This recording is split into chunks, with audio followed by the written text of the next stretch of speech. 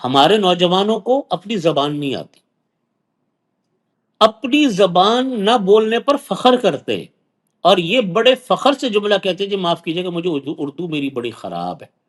گویا صحیح کہہ رہے ہیں آپ، گویا کے بالکل بالفاظ درست بات دیگر کر رہے ہیں. گویا کے بالفاظ دیگر آپ ایک بہت تعلیم یافتہ انسان ہے کہ آپ کو اردو نہیں آتی.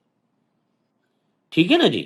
یہ احساس کمتری آپ کو صرف پاکستان میں ہی ملے، اور کہیں آپ کو احساس کمتری نہیں ملے. میں ابھی پچھلے دنوں چند ہفتے پہلے میں چائنا گیا ہوا تھا. آپ یقین مانیں یہ وہ ملک ہے، ساری دنیا اس ملک کو جانتی ہے کہ اس وقت وہ سپر پاور طاقت بن چکا، اگرچہ اناؤنس نہیں کیا دنیا نے اس کو، اور ترقی سب کی ساری دنیا میں، ان کا مال پوری دنیا میں جاتا ہے، پوری دنیا کا ایک مستحکم ترین ملک ہے.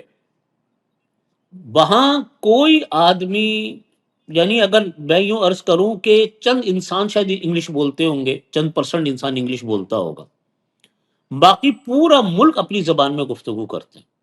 ٹیکسی ڈرائیور، ہوٹل کی انتظامیہ، 5 اسٹار ہوٹلوں کے اندر جو ان کا عملہ انگلش نہیں جانتا، لیکن ان کا کام بھی نہیں رکتا، پورے فخر سے.